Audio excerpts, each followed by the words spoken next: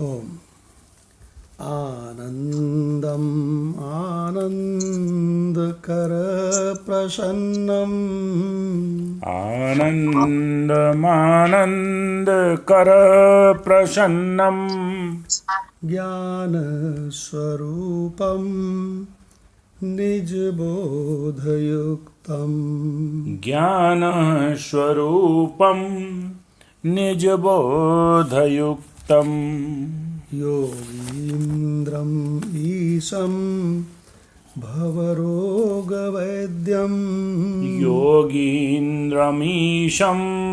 भवरोगवैद्यं श्रीमद्गुरुं नित्यं अहं नमामि।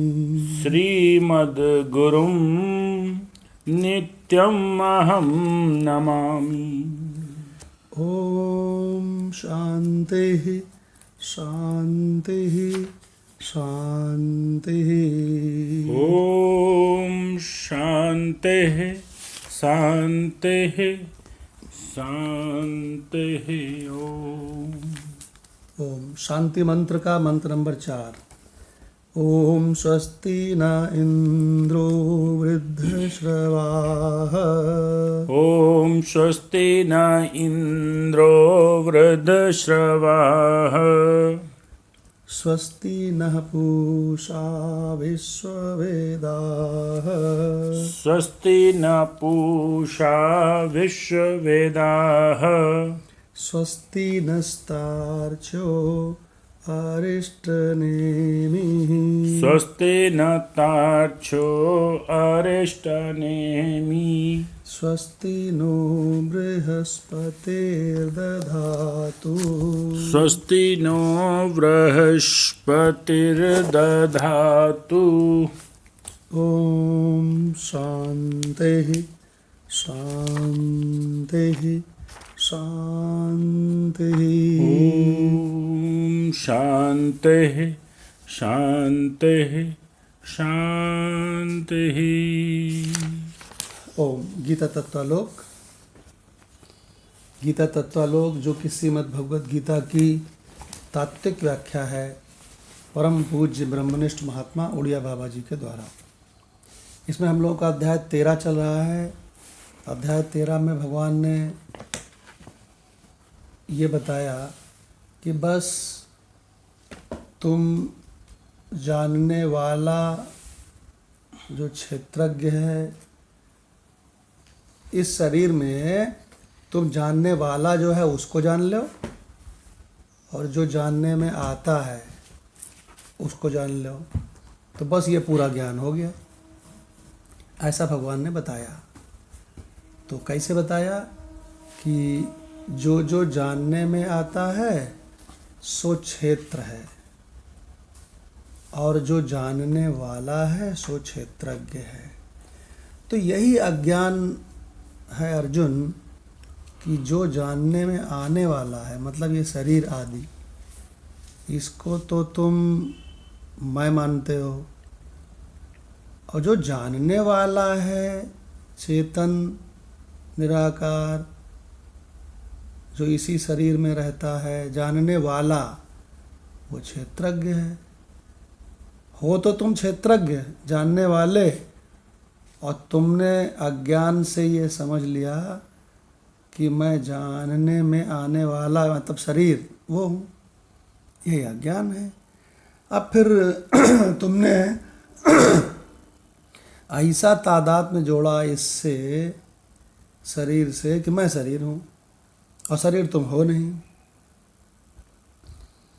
फिर तुम्हारी दुखों की ऐसी श्रृंखला शुरू हुई कि फिर तो मैं ये शरीर हूँ, मैं बूढ़ा होता हूँ, मैं मर जाऊँगा, मैं मर गया, दूसरा शरीर मिल गया, दूसरा शरीर ये मैं हूँ, ये मेरे सगे संबंधी हैं, फिर वो शरीर मर गया, फिर तीसरे शरीर ये मैं हूँ, ये मेरे माता पिता हैं, ये मेरे पत्नी बच्चे हैं, वो मर गया, फिर चौथा शरीर, फिर ये शरीर मैं हूँ, ये मेरे माता पिता हैं, है ना। और इस तरह से तुम्हारी दुखों की ऐसी श्रृंखला शुरू हुई कि पूछो मत। तो भगवत गीता में अर्जुन भगवान से पूछता है कि हे प्रभु, मेरे संपूर्ण दुखों की निवृत्ति, दुखों की आत्यंतिक निवृत्ति और परमानंद की हमेशा के लिए प्राप्ति, ये कैसे होगा प्रभु? तो भगवान कहते हैं, सावधान मन से सुनो अर्जुन, अगर तुम स्थित प्रज्ञ हो जाओ तो तुम्हारी सारी समस्याएं हमेशा के लिए खत्म हो जाए। तो अर्जुन भगवान से पूछता है, स्थिति प्रज्ञ वो क्या होता है भगवान? हमने आज तक सुना ही नहीं। तो भगवान दूसरे अध्याय के मंत्र नंबर 54 में और 55 में देखो, 18वें अध्याय का 54-55 सुपरहिट है ना, और इधर दूसरे अध्याय का 54-55 भी सुपरहिट है। दूसरे अध्याय के 54 मंत्र नंबर 54 और मंत्र नंबर 55। मंत्र नंबर 54 में अर्जुन पूछता है, स्थिति प्रज्ञस्य का भाषा। स्थिति प्रज्ञ की क्या परिभाषा है? ये क्या है? स्थिति प्रज्ञ क्या होता है प्रभु? समाधिस्थस्य केशव, ये परमात्मा को प्राप्त हुआ स्थिर बुद्धि पुरुष, जो चलते फिरते उठते बैठते व्यवहार करते, उसकी समाधि ही लगी रहती है, सहज समाधि। इसकी क्या परिभाषा है? कैसे उसको पहचाने? हे प्रभु, समाधि में हो तो उसको कैसे पहचाने? और दूसरी लाइन में और बढ़िया चीज़ पूछता है कि जब वो समाधि में ना होए तब उसको कैसे पहचाने? स्थित धीः किं प्रभासेत, किम आसीत व्रजेत किम। क्या कहते हैं? ये जो स्थित धी माने बुद्धि, जो स्थित धी वाला है उसके वो कैसे बोलता है और कैसे बैठता है? आसीत। व्रजेत किम, कैसे उसका चलन कैसा है, कैसे चलता है? क्या पूछता है? हमने परम कल्याण आपसे पूछा, आपने कहा स्थित प्रज्ञ हो जाओ। तो ये तो बताओ कि स्थित प्रज्ञ होता क्या है, कैसे पहचाने? अगर समाधि में रहता होए तो समाधि में बता दो कैसे पहचाने। पहली लाइन, स्थिति प्रज्ञस्य का परिभाषा, समाधिस्थस्य केशव। और अगर वो समाधि से व्युत्थान हो करके वो चलता फिरता व्यवहार करता हुआ होवे तो वो भी बता दो कि स्थित धी किम प्रभासेत, कैसे बोलता है, उसके बोलने के ढंग से हम पहचान लेंगे। किम आसीत, कैसे बैठता है, तमाम लोग बैठे होंगे, उसके बैठने की स्टाइल हमको बता दो क्या है, तो हम उसको पहचान लेंगे।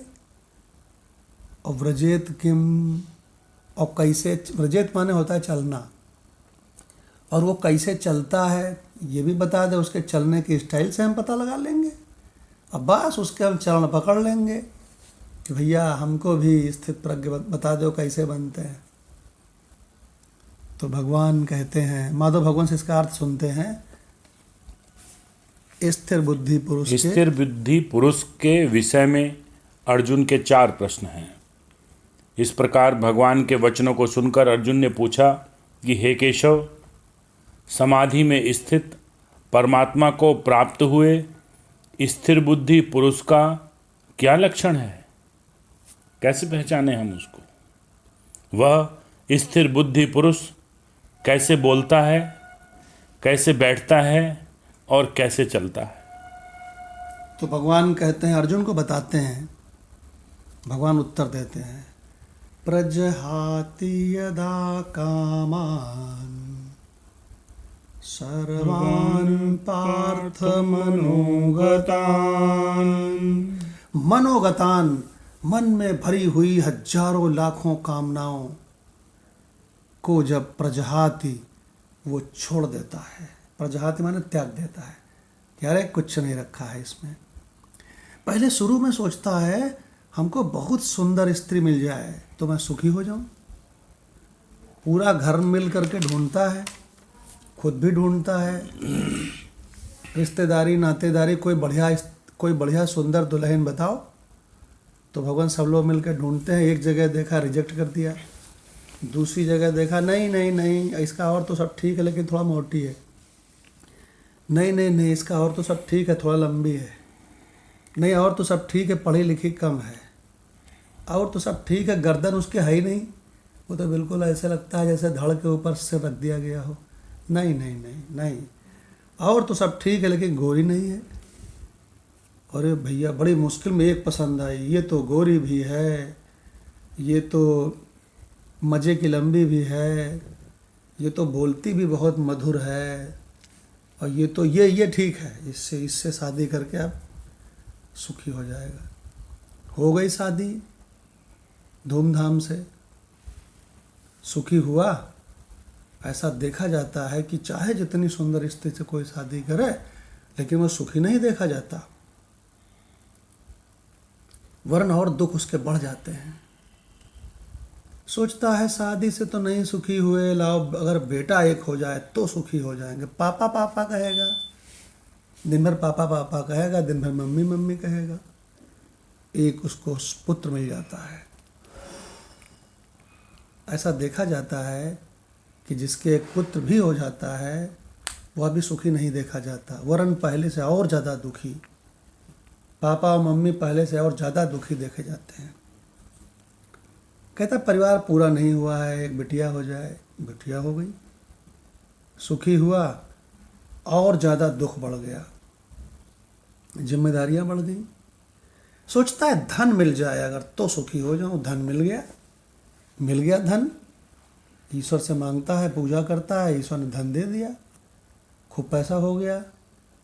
प्रायः देखा जाता है कि तब भी सुखी नहीं होता है, क्योंकि मन में एक कामना पूरी होती है तो मनोगतान दूसरी कामना आ जाती है, मैं राजा हो जाऊं किसी तरह तो सुखी हो जाऊं। राजा हो गया, नहीं सुखी हुआ, अरे ससुरा इस धरती में सुख ही नहीं है, मैं स्वर्ग में सुख पाऊंगा। अरे भगवान लोगों से पूछा, कहें जितना पुण्य करोगे तो स्वर्ग मिलेगा। भगवान पुण्य किया, स्वर्ग पहुंच गया, सुख की खोज कर रहा है, और सुख की खोज करते करते मर गया और स्वर्ग पहुंच गया। और स्वर्ग पहुंचने के बाद भगवान वहाँ पे देवताओं की पदवी मिल गई, और वहाँ जा कर के उसने देखा वहाँ भी राग द्वेष है, दैत्य लोग आक्रमण करते रहते हैं, आक्रमण करके कभी वो जीत लेते हैं, कभी हाथ पांव जोड़ के विष्णु के, महेश के, शिव के, कैसे कैसे ब्रह्मा के, और कभी कभी पावर वावर लेके हम जीत लेते हैं, फिर कभी वो जीत लेते हैं। अरे बाप रे, स्वर्ग की खोज सुख की खोज करते करते कहाँ तक आ गया? स्वर्ग तक। सुखी हुआ? स्वर्ग में विराग द्वेष नहीं सुखी हुआ। वो ऐसा सुखी थोड़ी होना चाहता है कि टेम्परेरी सुखी हो, सारे जीव परमानेंट सुखी होना चाहते हैं। यही तो उसका प्रश्न था अर्जुन का, दुखों की आत्यंतिक निवृत्ति और परम आनंद की हमेशा के लिए प्राप्ति। देखो भगवान कितना बढ़िया भगवान उत्तर दे रहे हैं। 2/55, 18/54, 55 भी सुपरहिट है, और 2/54, 55 भी सुपरहिट है। 2/55 में क्या कहते हैं? प्रजहाति मन त्याग देता है, यदा जब, कामान कामनाएं, कितनी कामनाएं? तो कहते हैं भगवान सर्वान, सभी कामनाएं, मनोगतान, मन की संपूर्ण कामनाओं को त्याग देता है। अरे बाप रे, ये तो आप लोग तो समझ सकते हो कि ये कैसे त्यागी जाती हैं, सब जानते भी हो। आप संसारी कैसे जाने कि सारी कामनाएं त्याग दी जाती हैं। वो कहेगा क्या कह रहे हो तुम, ऐसा कैसे हो सकता है। लेकिन जिज्ञासु मुमुक्षु वेदांत सुन के जानते हैं कैसे त्यागी जाती हैं। वो जगत को असत जड़ दुख रूप खूब ठोंक बजा के पहचान लेते हैं। वो उनको पता हो जाता है साहब, पारखी हो जाते हैं, पारखी। आत्मन्नेव आत्मना तुष्टः। ये सारी कामनाओं को त्यागने के बाद भगवान बिल्कुल ब्रह्मांड चीज बता रहे हैं। भगवान गजब की चीज, पूरी भगवत गीता का सारांश। आत्मनि एव आत्मना तुष्टः। अपने आत्मा से अपनी आत्मा में ही संतुष्ट रहता है। गजब का मंत्र। जिसको मरना है मरे, जिसको जीना है जिए, जिसको बीमार होना है डॉक्टर साहब क्या ले जाया जाएगा, जो मरेगा हिंडन ले जाया जाएगा। जो जैसी प्रत्युत्पन्न मति से जो जब जब करना है तब तो किया जाएगा, लेकिन बैठे रहिए अपने ठाव। आत्मनि एव आत्मना तुष्टः। अपनी आत्मा से अपनी आत्मा में पूर्ण संतुष्ट, पूर्ण सुखी रहता है। स्थिति प्रज्ञ तद उच्यते। उसी को स्थित प्रज्ञ कहते हैं अर्जुन। तो भगवान, ऐसा लगता नहीं है कि अर्जुन ने संपूर्ण पूछ डाला हो, भगवान ने संपूर्ण बता दिया हो। संपूर्ण ही है भगवान। आत्मन्येव आत्मना तुष्टा, कुछ और है ही नहीं, आत्मा ही है। और वो आत्मा से आत्मा में संतुष्ट है, तो हो गया काम। और रही बात जन्माष्टमी की, जो सेठ भगवान कह रहे थे, तो भगवान गीता में कहते हैं जन्म मृत्यु, ये जो मेरी जन्म मृत्यु है ना, ये यो वेत्ति तत्वतः, जो तत्वतः मेरे जन्म मृत्यु को जान लेता है। क्यों भाई, जन्म और मृत्यु को, है ना, जो तत्वतः जान लेता है वो जन्म मृत्यु के इस दुखों से ही छूट जाता है। क्योंकि याद रखना, जन्म जितना बड़ा कष्ट है कि या तो माँ जानती है जो जन्म देती है, या तो जो बच्चा उस समय पिसता हुआ निकलता है वो जानता है। अच्छा हुआ भगवान ने भूलने का विधान कर दिया, नहीं तो भगवान मर जाता। सोच के मर जाता। वो तो भूलने का प्रावधान है ना, भूल जाती, पिछली चीज भूलती जाती है, नई चीज आती जाती है, पिछली भूलती जाती है। जन्म मृत्यु च मे दिव्यम। हाँ, राणा भगवान गूगल में ढूंढना तो ये मिल जाए तो बताना मंत्र नंबर क्या है। जन्माष्टमी है ना, तो भगवान का जन्म मनाया जाएगा। और भाई साहब, भगवान का कभी जन्म नहीं होता है। जन्म तो दृश्य का हुआ। जन्म तो दृश्य में होता है। मैं तो देखने वाला हूँ। हाँ भगवान प्रकट होते हैं। हाँ, तो इसको भगवान ढूंढना मिल जाएगा, गूगल में डालना। 4/6 है भगवान। 4/6 खोलना भाई, 4/6 जन्माष्टमी के शुभ अवसर पे 4/6। जन्म मृत्यु च मे दिव्यम। ये जन्म और मृत्यु मेरा दिव्य जादू है। क्यों भाई? एवं यो वेत्ति तत्वतः। ये 4/6 में भी है जन्म का, लेकिन ये वाला नहीं है जो हम बता रहे हैं। अच्छा, ये है 4/9। 4/9 है। लो भैया, एक और जोड़ा मिल गया, 4/6 4/9 जन्माष्टमी के शुभ अवसर पर। इसमें भी 4/6 में प्रकट वाला है। 4/6 में भी भगवान ने तत्व से जानने के हाँ, 4/6 भी जन्माष्टमी वाला है, क्योंकि भगवान ने जन्म का रहस्य बताया। और 4/9 भी जन्माष्टमी वाला है, इस पे भी भगवान ने जन्म का रहस्य बताया। तो आप भगवत गीता से पहले तो 4/6 चल रहा है, 4/9 चल रहा है, वही सुनते हैं। 9। जन्म कर्म च मे दिव्यम। एवं इस प्रकार से, यो माने जो, वेत्ति माने जान लेता है, तत्वतः त्यक्त्वा देहं पुनर्जन्म, त्यक्त्वा देहम, जब ये शरीर देह त्यागता है ना, त्यक्त्वा देहम पुनर्जन्म नयति मामेति, फिर उसका कभी दोबारा जन्म नहीं हो सकता है अर्जुन। किसका नहीं हो सकता है? जो तत्वतः जान लेता है। देखो भगवान अगर जन्म होने वाले को ही कृष्ण जाना, हाँ, तो फिर क्या जाना? तो कुछ नहीं जाना, तो बिल्कुल डफर के डफर रह गए। हमारे कानपुर में एक जने थे, वो हमको शास्त्रों के तरह तरह के रहस्य सुनाते थे, तब तो नहीं जानते थे। तो हम एक दिन बहुत जोर हंसे, तो बोले आप हंसते क्यों हैं? तो हमने कहा तुम्हारा हमने एक नाम रखा है, तुम्हारा नाम है स्वामी डफरानंद तुम डफर हो, तुमको तत्व नहीं मालूम है।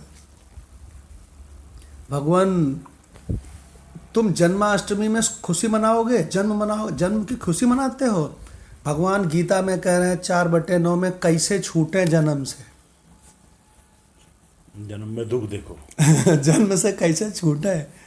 हाँ, एक वो भी था, दोष देखो जन्म। कि जन्म मृत्यु जरा व्याधि दुख दोषानुदर्शन, वो तो 13वें अध्याय में भी है। आज उसी का नंबर है। आज उसी का नंबर है, जन्माष्टमी का तीसरा मिल गया।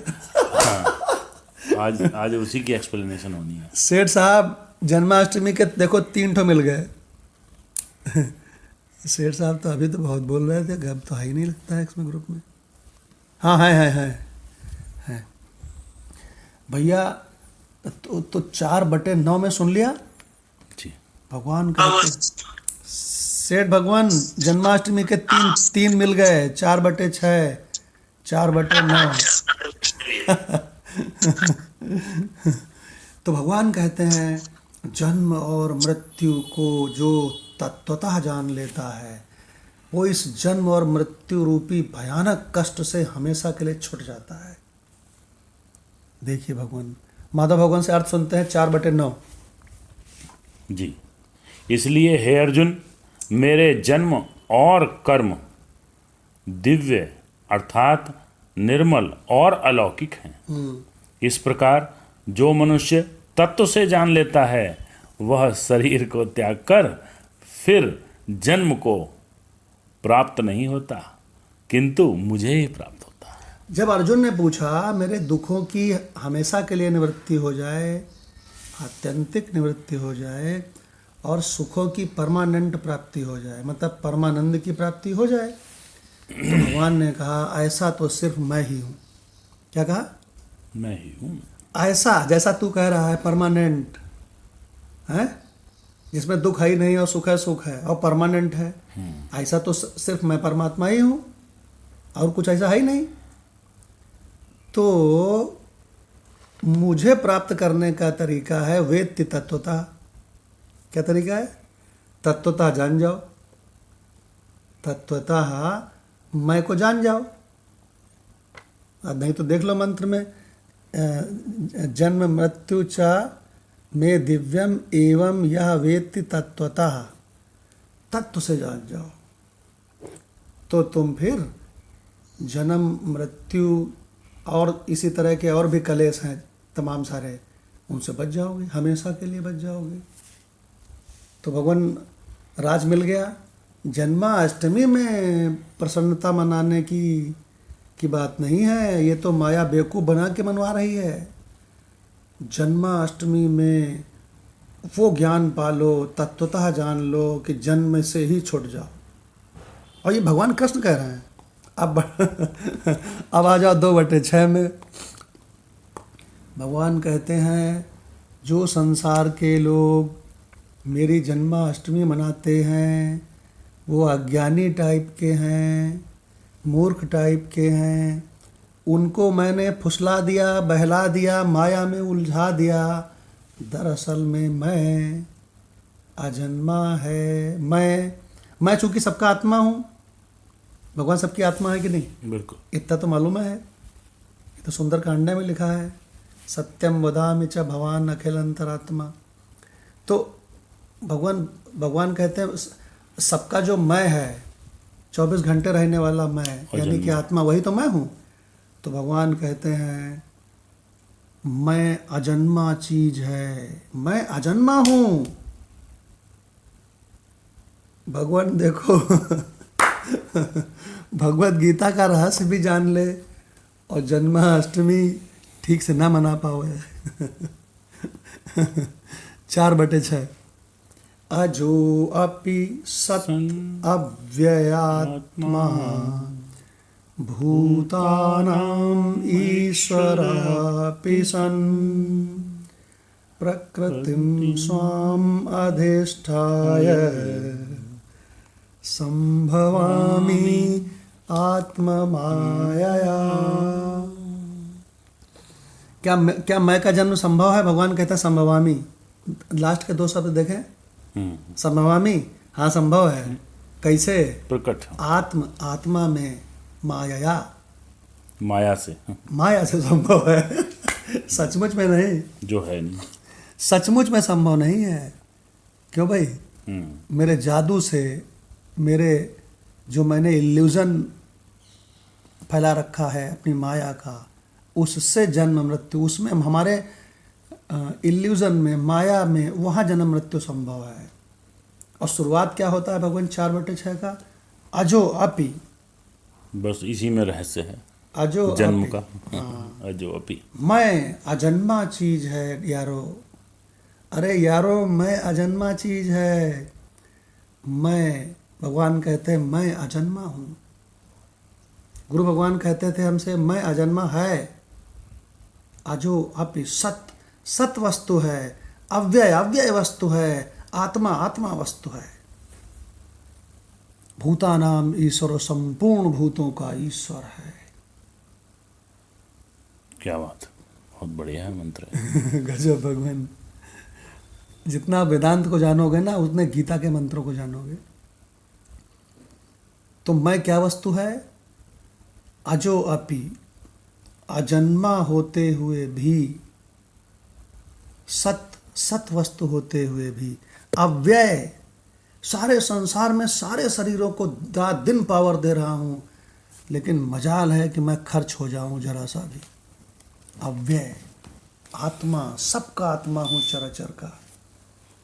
भूतानाम ईश्वर, संपूर्ण प्राणियों का ईश्वर हूँ। कहाँ ढूंढ रहे हो ईश्वर को? क्यों भाई? गजब।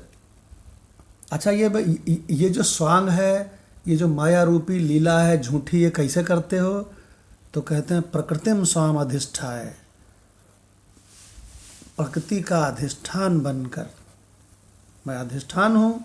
अब मुझ में ये लपलपाती है, झिलमिलाती है, जगमगाती है कहीं नहीं। प्रकृतिम स्वाम अधिष्ठाय संभवामि। जन्म के लिए पूछते हो? सेठ साहब जन्म कर रहे थे अभी जन्माष्टमी। जन्म के लिए पूछते हो? संभवामि, जन्म मेरा हो सकता है, लेकिन माया में हो सकता है, सचमुच में नहीं। माधव भगवान से इसका अर्थ सुनते हैं और हेडिंग तो बिल्कुल जन्माष्टमी की है। श्री भगवान के जन्म की अलौकिकता। कहते हैं तथा मेरा जन्म प्राकृत मनुष्यों के सदृश नहीं है। अहम अजह, मैं अजन्मा। एकदम गीता पर वालों ने अर्थ का अनर्थ कर दिया। मेरा जन्म प्राकृत मनुष्यों के सदस्य नहीं है। भगवान कह रहे हैं सबका मैं। की कोई आवश्यकता, इस लाइन कोई आवश्यकता नहीं है, ये तो अज्ञान है भाई। देखो, जो भगवान का मैं है वही सबका मैं है कि नहीं, ये बताओ पहले। बिल्कुल है कि नहीं? सबका मैं कृष्ण है, तो फिर वो मैं तो सबका कामन हो गया ना, चाहे कृष्ण का हो, चाहे हमारा हो, चाहे आपका हो। तभी तो उड़िया बाबा कहते थे अखंडानंद जी से, कहते थे गीता प्रेस कब्र है, कब्र, और तू वहाँ रहता है, सुना है वहाँ हेडवर्ड है, तो इसलिए तू मुर्दा है, क्योंकि मुर्दा कब्र में रहता है। वो भाग आए उसी दिन से। स्वामी अखंडानंद जी ने विचार किया, तत्व को समझा, लोगों को समझा, और वहाँ कहने लगे सॉरी मैं जा रहा हूँ गीता प्रेस छोड़कर। भगवान बहुत तगड़ा रहस्य है। अब गीता प्रेस के सारे महात्मा घबराए, क्योंकि तत्वज्ञानी तो थे नहीं। ये किताबें निकालते थे रात दिन और चेक करवाते थे अखंडानंद जी से। वाखंडानंद जी जा रहे थे भगवान, क्या बढ़िया बात है जी भगवान। जी। आ जाओ आप भी। मैं अजन्मा और अव्यय आत्मा अर्थात अविनाशी स्वरूप होते हुए भी, समस्त प्राणियों का ईश्वर होते हुए भी अपनी प्रकृति को अधीन करके अपनी योग माया से प्रकट होता हूँ। गजब रे गजब। मैं अजन्मा माया से प्रकट हो जाता हूँ। मतलब मेरा जन्म संभवामी कैसे? माया। माया से एक्चुअल में ना संभवामी, वास्तव में मेरा जन्म कभी ना मैं का जन्म कभी ना संभवामी, लेकिन हाँ माया, सपने में, माया से तो मेरी मृत्यु भी संभवामी सपने में संभवामी। माया से तो मेरे चोट भी संभवामी, माया से तो मेरे रोग भी संभवामी, माया से तो मेरा मृत्यु भी संभवामी, लेकिन एक्चुअल में कतई ना संभवामी। बहुत बढ़िया। ठीक है भगवान। 13वें अध्याय में आ जाइए। 13वें अध्याय में भी जन्माष्टमी का रहस्य है। 13/8। जी। इंद्रियार्थेषु वैराग्यम, इंद्रियार्थेषु वैराग्यम, अहंकार एव च, अहंकार एव च। जन्म आ गया, जन्माष्टमी का जन्म, जन्म मृत्यु जरा व्याधि, जन्म मृत्यु जरा व्याधि, और दुख दोष अनुदर्शनम, दुख दोष अनुदर्शनम। इनमें सब में दुख देखना चाहिए। किसमें किसमें? जन्म, मृत्यु, जरा यानी बुढ़ापा, और व्याधि, चाहे आदि हो चाहे व्याधि हो। क्यों भाई? इनमें सब में दुख देखना चाहिए। तो किसमें दुख देखना चाहिए? जन्म में भी। आज जन्माष्टमी में लोग खुश होते हैं कि दुख मनाते हैं? खुश होते हैं, बहुत खुश होते हैं हमारे घर में तो कल ही तैयारियां हो गई, बहुत तैयारियां हो गई। आप मुस्कुरा रहे थे तो हमने अपनी पत्नी से कहा, तुम हमसे ये नहीं पूछोगी, तो हमसे एक गाना गा के कुछ पूछो। तो कहती क्या है, हटो उधर, हमें काम करना है। अरे हम कहा नहीं, हमने छेड़ा उसको। हमने कहा तुम मुस्कुरा के मुझसे, जो मैं मुस्कुरा रहा हूँ इसका तुम कारण पूछो हैं, और तुम इस गाना गा के पूछो। तो कहते कौन सा गाना? तो हमने कहा ऐसे पूछो, तुम इतना क्यों मुस्कुरा रहे हो, क्या राज है जो छिपा रहे हो। पूछो ऐसे। तो कहती है तुम वेदांत बता दोगे तत्व कल शाम की बात। तत्व छिपा रहे हैं, तत्व। माधव भगवान से इसका अर्थ सुनते हैं, फिर डॉक्टर भगवान से अभी तक के सत्संग पे कमेंट सुनेंगे, फिर डॉक्टर भगवान से ही गीता तत्व लोग सुनेंगे। जी भगवान। ज्ञान के साधनों में, जी भगवान। जी डॉक्टर भगवान। माधव भगवान से अर्थ सुन लेते हैं, फिर आपसे ओवरऑल सत्संग पे कमेंट सुनेंगे और गीता तत्व लोग सुनेंगे। जी। ज्ञान के साधनों में अहंकार के अभाव और वैराग्य का कथन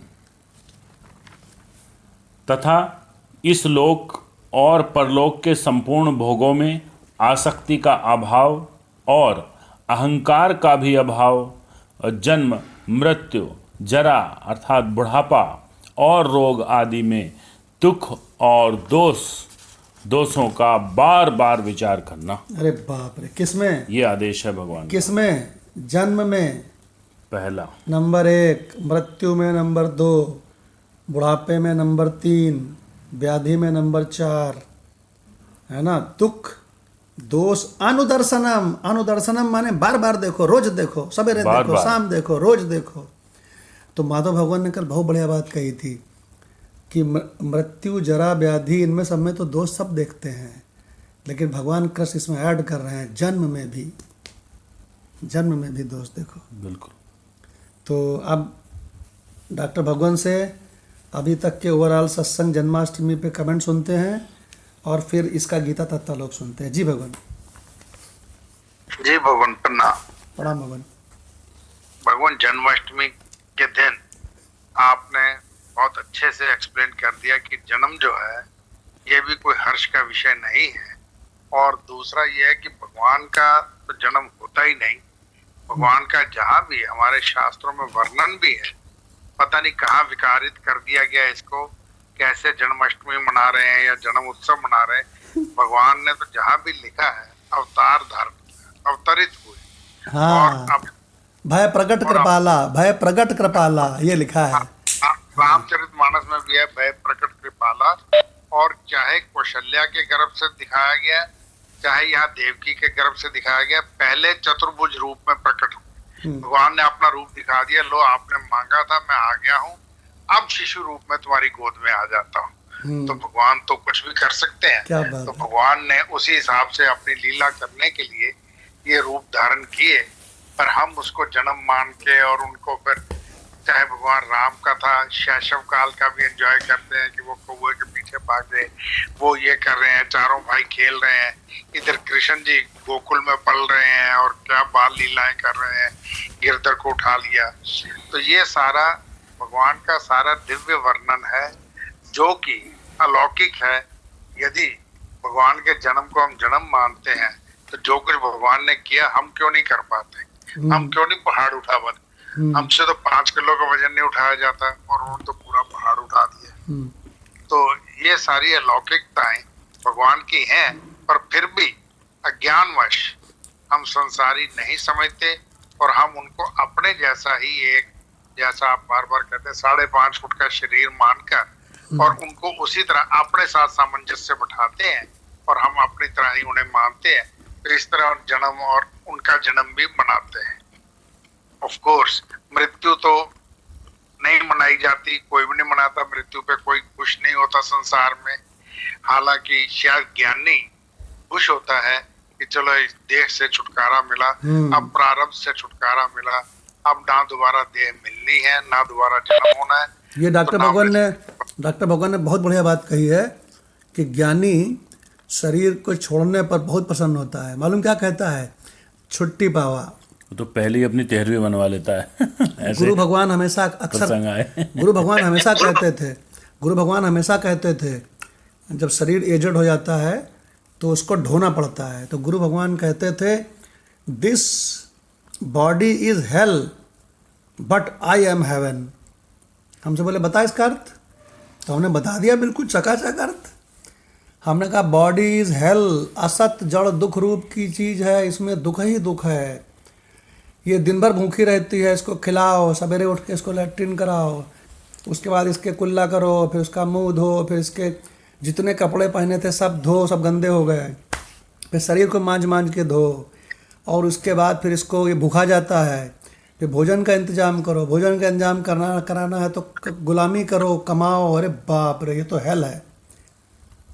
तो कहते थे मैं हेवन कैसे हूँ? तो हमने कहा मैं इसमें रहने वाला क्षेत्रज्ञ हेवन हूँ। बहुत प्रसन्न हुए, बोले वाह क्या बात है बेटा हमारे सारे शिष्यों में तुमने बहुत बढ़िया वेदांत सीखा। ऐसे कहते थे वो बूढ़े हैं बाकी, लेकिन बढ़िया नहीं सीख पाए, मेहनत नहीं करते हैं बेटा, तुम बहुत लगन वाले हो। अब गुरु भगवान ने मेरी पीठ ठोक दी। भगवान जी, भगवान तो इसलिए भगवान के जन्म का सवाल ही नहीं पैदा होता, तो जन्म उत्सव कैसा। परंतु कृष्ण जन्म उत्सव का देखना हो तो आज गाजियाबाद में जगह जगह मंदिरों में देखें। इस्कॉन का मंदिर जो राजनगर में है उसमें क्या भव्य सजावट होती है और क्या भव्य, इतनी भीड़ होगी कि शायद यदि आज मंदिर के अंदर दर्शन करने हो तो 2 घंटे लाइन में लगना पड़ता है। हम भी गए, वेदांत में आने से पहले हम भी दर्शन करने गए 1-2 बार, और यहाँ मोहन नगर के मंदिर में आज पूरा मेला लगा हुआ होगा, पूरा मेला सजा हुआ होगा। तो ये ठीक है, मेरे ख्याल में संसारियों के लिए मैं इसे इस तरह से कहूँ कि ये उनके लिए आनंद का एक स्रोत है, कि उनकी एंटरटेनमेंट है। जैसे 3 घंटे की पिक्चर देखने जाते हैं, वैसे ये भी देखा हो, आज मेला देखा हो, मेले में गए, खा पी आए और एंजॉय कर आए। बाकी इसके अलावा उन्हें भी पता ही कुछ नहीं, ना भगवान के बारे में पता है, ना ब्रह्म के बारे में पता है, और कृष्ण को या राम को जानते तक नहीं, परंतु उनका जन्म का मना रहे हैं क्योंकि उनका वास्तविक रूप तो उन्हें पता ही नहीं। और भगवान आपको एक चीज बतावें, हमको अनेक ब्रह्मनिष्ठ महात्माओं ने बताया कि इस्कॉन में इंडिया के और विदेश के बहुत सारे जिज्ञासु जाते हैं और वहाँ पर कई लाख रुपए फीस है, और वहाँ हॉस्टल में रहते हैं, और वहाँ वो कई लाख फीस दे के कई वर्षों रह के पूरा वेदांत पूरा पढ़ते हैं, और वहाँ से वेदांत के प्रोडक्ट निकलते हैं, ये बताया। और साथ में गुरु भगवान ने हमसे ये भी कहा कि इस्कॉन के कुछ ग्रंथों को निकालो, इसका ये मंत्र पढ़ो, इसका अर्थ पढ़ो। अब भगवान हमने पढ़ा तो कहें कितने नंबर दिए तुमने? तो हमने कहा श्रुतियों के हिसाब से तो हमने 0 नंबर दिए। तो कहें बेटा इस्कॉन में शुद्ध वेदांत का वर्णन नहीं है। कुछ एक महात्मा हैं जो उसमें बहुत अच्छी उपनिषदों के रहस्य बताते हैं, लेकिन बेटा ओवरऑल, तो हमने कहा ओवरऑल आप तो गुरु हैं, हम तो चेले हैं, हमने उपनिषदों को भी पढ़ा है, गीता को भी पढ़ा है, तत्व को भी जाना है, हम बता सकते हैं कि ये जो निरूपण है इसमें भगवान की जो दृष्टि है सो दृष्टि नहीं है, इसमें तात्विक दृष्टि नहीं है, व्याख्या डिफरेंट हो। हाँ, और डॉक्टर भगवान ने भी बिल्कुल अभी डंके की चोट पे कहा। तो भगवान देखो, इसीलिए कहते हैं वेदांत विद्या बड़ी गूढ़ विद्या है भगवान। और भगवान हमारे पास जितने भी इस्कॉन के ग्रंथ रखे थे वो हमने सब मंदिर में इधर उधर सब दे दिए, कि गुरु भगवान कह रहे थे 24 कैरेट ग्रंथ रखो, उड़िया बाबा के ग्रंथ रखो, करपात्री जी महाराज के ग्रंथ रखो, विवेकानंद जी के ग्रंथ रखो, स्वामी अखंडानंद जी के ग्रंथ रखो, आदि गुरु शंकराचार्य जी के ग्रंथ रखो, संपूर्ण उपनिषदों के शांकर भाष्य रखो, योग वासिष्ठ महारामायण रखो, अपरोक्ष अनुभूति रखो, ऐसे बताया उन्होंने। और भगवान आज हमारे हर्ष का कोई सीमा नहीं है। तो भगवान गुरु भगवान ने ये बताया कि बेटा सबसे महत्वपूर्ण बात समझो कि भगवान की दृष्टि जहाँ पड़ रही है और गीता बोल रहे हैं, तुम्हारी दृष्टि भगवान की दृष्टि से बिल्कुल एक हो जानी चाहिए। भगवान तत्व देख करके बात करते हैं तो तुम भी तत्व देख करके बात करो। तुम डॉक्टर अग्रवाल भगवान को 5.5 फीट मत देखो, उनको तत्व देखो, फिर बात करो, तत्वदर्शी बनो। भगवान गुरु भगवान ने इतने सुंदर सुंदर रहस्य बताए, और साथ में ये भी बताया कि बताओ रामचरितमानस में सबसे बढ़िया चौपाई कौन? तो हमने कहा मम दर्शन फल परम अनुपा, जीव पाए निज सहज स्वरूपा। बोले बहुत बढ़िया। बोले आज के बाद कितने मंदिरों में दर्शन करेगा? तो हम कहा किसी मंदिर में नहीं करेगा, क्योंकि मम दर्शन हो जाने के बाद फिर कहीं दर्शन करने की ज़रूरत नहीं रहती। हमारे घर में भगवान कृष्ण के वस्त्र लाए जा रहे हैं, उनके मुकुट लाया जा रहा है, उनकी बांसुरी लाई जा रही है, क्या क्या चल रहा है, और हम मुस्कुरा रहे हैं। जी भगवान। अब डॉक्टर भगवान से गीता तत्व लोग सुनते हैं। जी भगवान। भगवान इसी तरह जो आप आया इस्कॉन वालों का, उनका सारा साहित्य असल में उन्हें ये है जो फर्क आता है नॉलेज और ज्ञान में। नॉलेज उन्हें सारी है, उन्होंने वेद भी पढ़ा दिए फीस लेके, अपने इंस्टीट्यूट्स में शास्त्र भी पढ़ा दिए, परंतु उसको आत्मसात नहीं किया। आत्मसात नहीं किया तो ज्ञान नहीं हुआ। नॉलेज उनको सारी है, तोते की तरह सारा सुना देंगे सही सही, पर उसमें वेदांत का पुट नहीं आता, क्योंकि आत्म अनुभूति नहीं। yes. जब तक अनुभूति नहीं है वो नहीं। हाँ। अब उड़िया बाबा जी की या विवेकानंद जी की बात में जो वजन है वो केवल इसीलिए है, मेरे ख्याल में उन्होंने जो कहा आज वो सब हाँ।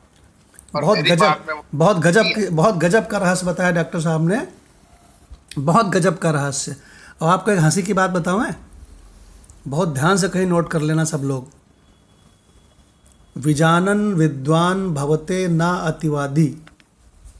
राणा भगवान इसका अर्थ बता सकते हैं?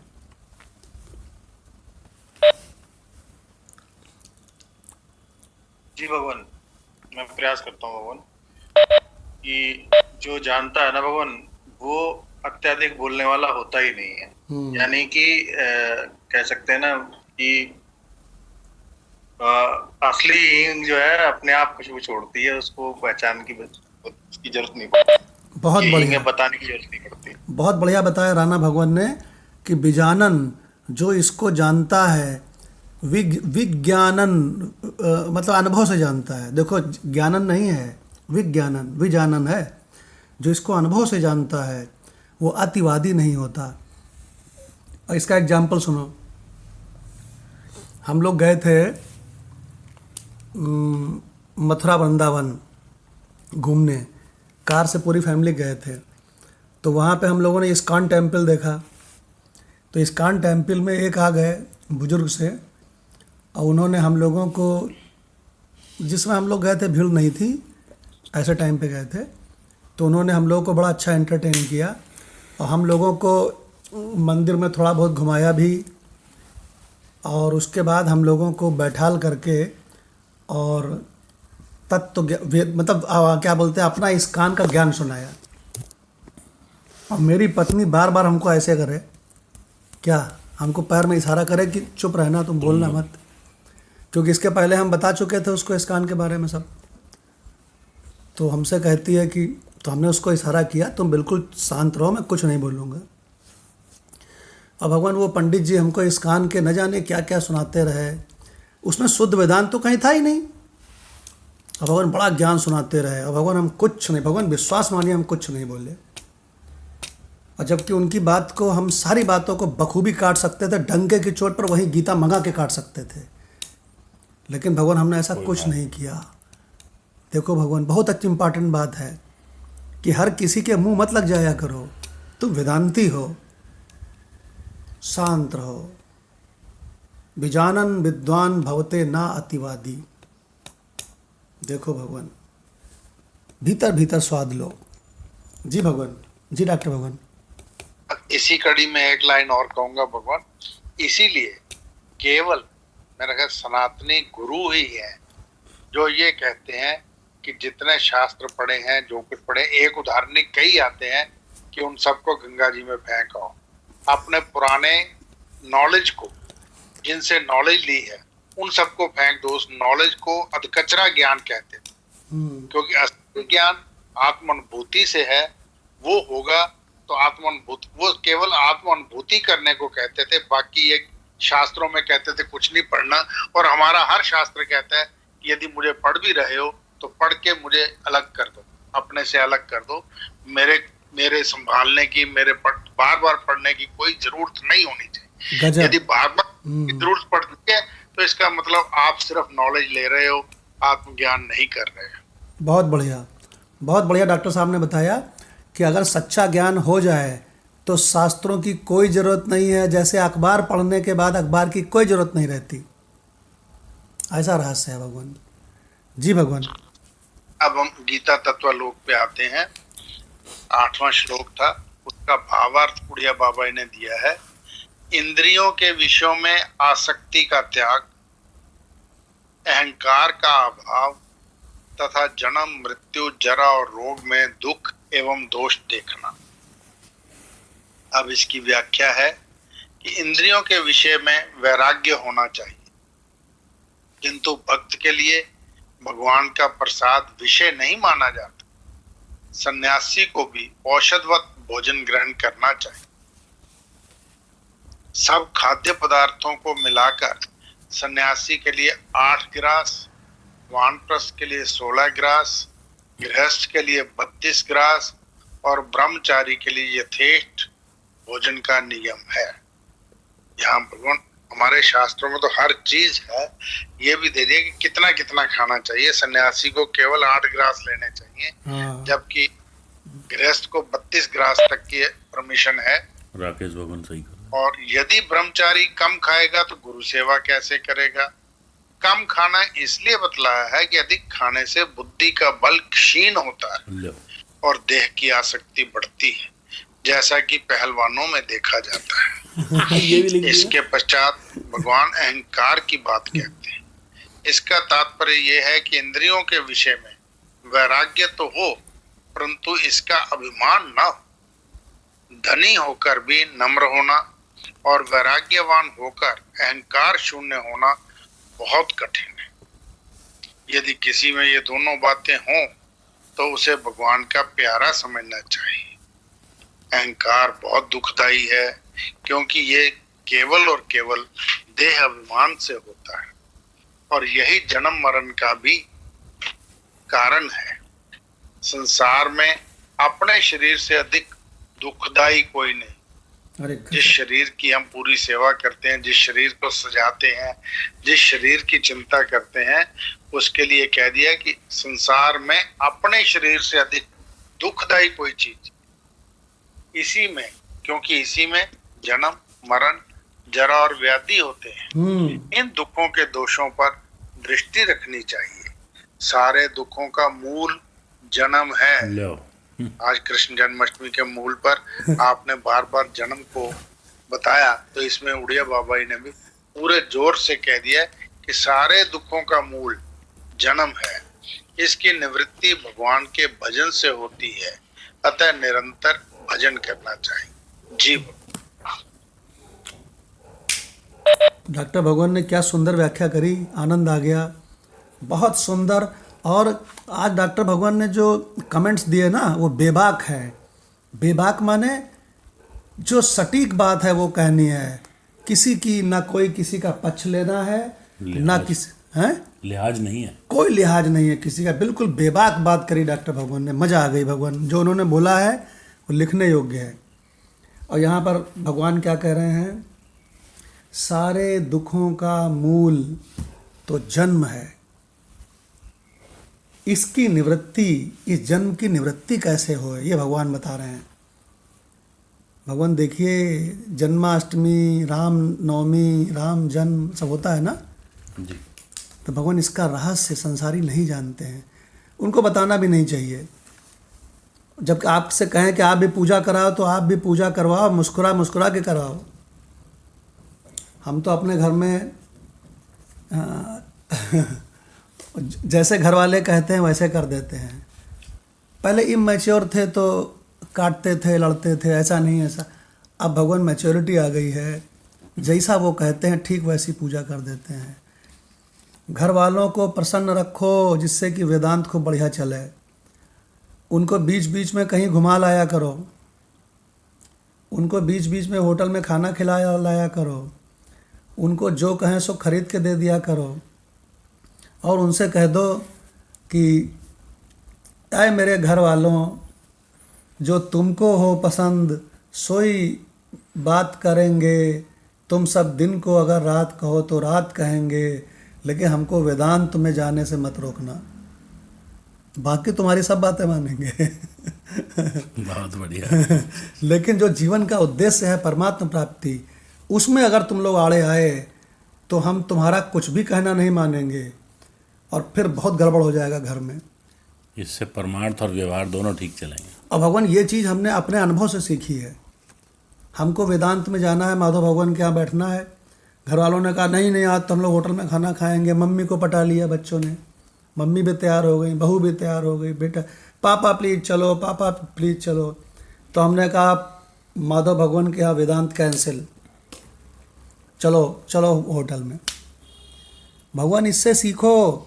बच्चे कहे हमको घुमाने ले चलो क्या बोलते हैं ताजमहल, तो टैक्सी बुलाओ, ताजमहल जाओ। आप इनका सबका बहुत ध्यान रखते हैं, बहुत खिलाते हैं, बहुत घुमाते हैं, क्यों? बोले परमात्मा प्राप्ति के लिए। माधव भगवान के कमेंट सुनते हैं। जी भगवान। जी भगवान। उद्देश्य क्या है जीवन का? भगवान हम तो मतलब सीखते रहते हैं, आपकी छोटी छोटी व्यवहारिक चीज़ों से भी हमने बहुत कुछ सीखा है और सीखते रहना चाहिए, यही चीज़ है।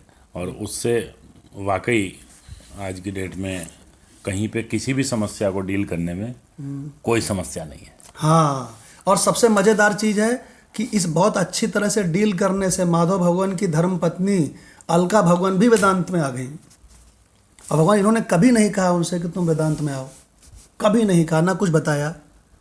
और भगवान उन्होंने खुद ही पूछना शुरू किया, सुनना शुरू किया, और आज वो अच्छी वेदांती हैं। अब तो वही हमारी परीक्षा लेती रहती है, मंत्र सुनाओ वो वाला।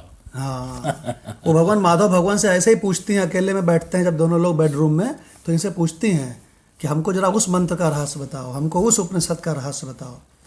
भगवान देखिए शंकर पार्वती की तरह, वरना पत्नी कहाँ सुनती है पति की। भगवान सतीश भगवान तो इसमें ग्रुप में मौजूद हैं। सतीश भगवान, हमने आपसे कहा था ना, प्रणाम भगवान, हमने आपसे कहा था ना कि घर वालों को खूब घुमा के लाया करो, खूब होटल में खिलाया करो, खूब किसी तरह पसंद रखो, कहा था कि नहीं? जी भगवान, जी भगवान। तो भगवान इसके पीछे कुछ राज है, इसका कुछ उद्देश्य है ना। जी भगवान, जी डॉक्टर भगवान। तो आपका ये तो खत्म हो गया, ये होगा क्या बोलते हैं, गीता तत्वालोक। तो अब कंचन भगवान से रिक्वेस्ट है कि गीता रस रत्नाकर से मंत्र नंबर 13/8। जी भगवान, प्रणाम भगवान। प्रणाम। स्वामी जी बता रहे हैं कि इंद्रियों के विषयों में वैराग्य और अहंकार का परित्याग होना चाहिए। जन्म, मृत्यु, व्याधि, दुख, दोषानुदर्शन, ये सब दोष हैं।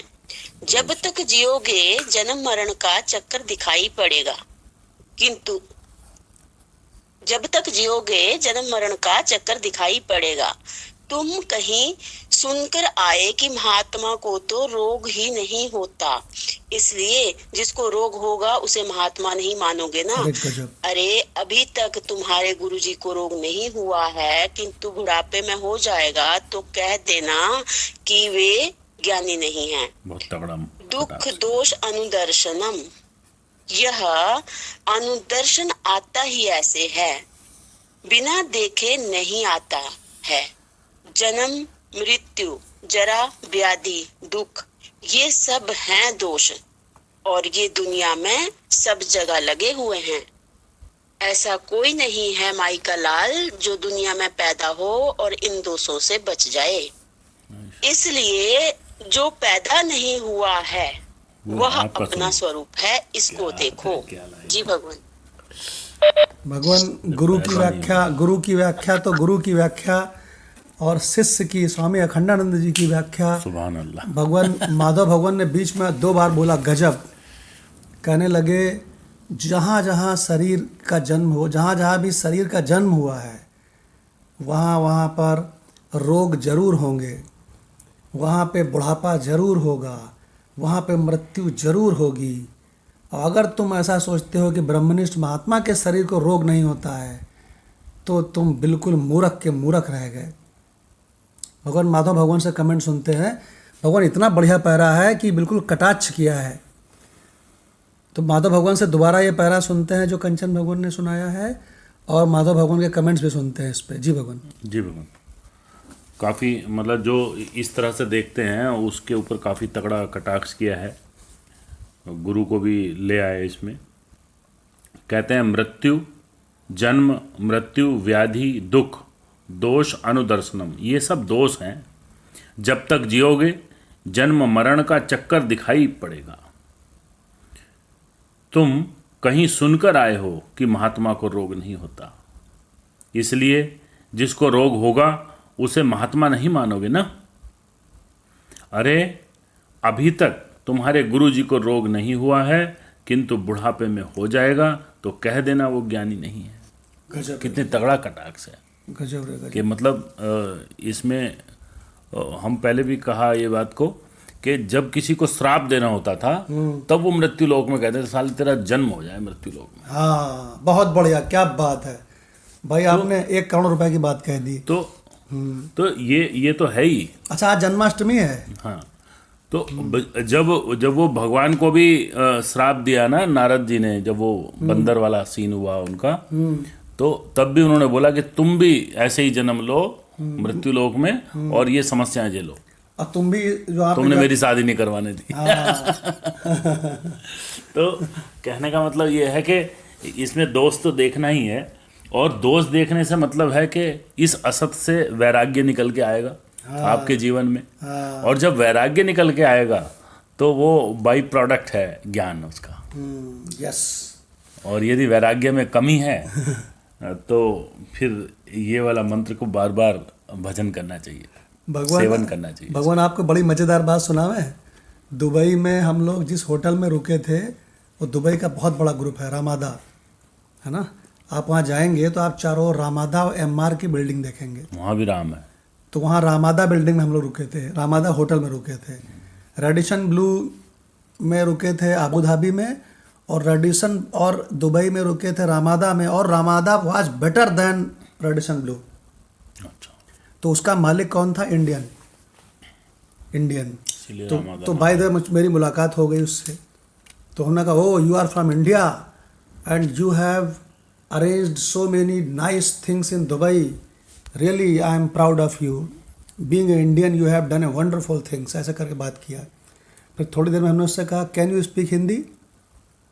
तो उन्होंने कहा, हाँ हाँ बहुत अच्छी हिंदी बोल सकते हैं। तो आ जाओ फिर हिंदी।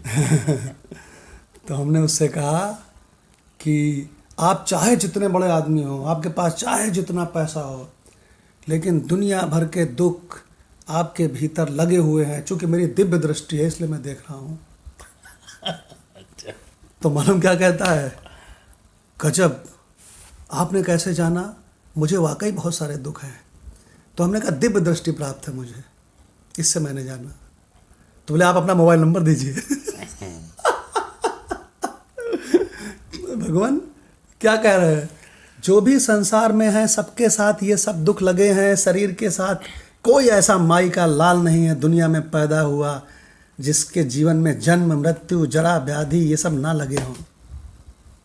लोग तो भगवान सत्संग में और इनमें जाते ही इसलिए हैं कि वो हमें ये समस्याएं ना आए। हाँ, जबकि मतलब ये बेवकूफ़ी है ना। अच्छा ये समस्याएं ऐसा समझना। अच्छा ये समस्याएं आपको कभी नहीं आती हैं ना, आपका कभी जन्म होता है ना, कभी मृत्यु होती है ना, जरा होती है ना, दुख होती है, आपको कभी नहीं होता है। ये बात आपको सत्संग बताई जाएगी। लेकिन शरीर तो इनका पुतला है। देखो भगवान जी, भगवान तो भगवान माधव भगवान के बहुत सुंदर कमेंट्स हम लोगों ने सुने, जिसमें उन्होंने कहा कि किसी का भी गुरु हो, कोई भी ब्रह्मनिष्ठ महात्मा हो, सभी का शरीर में रोग आएंगे, सभी के शरीर में मृत्यु आएगी। राम और कृष्ण के शरीर नहीं रहे क्या भगवान?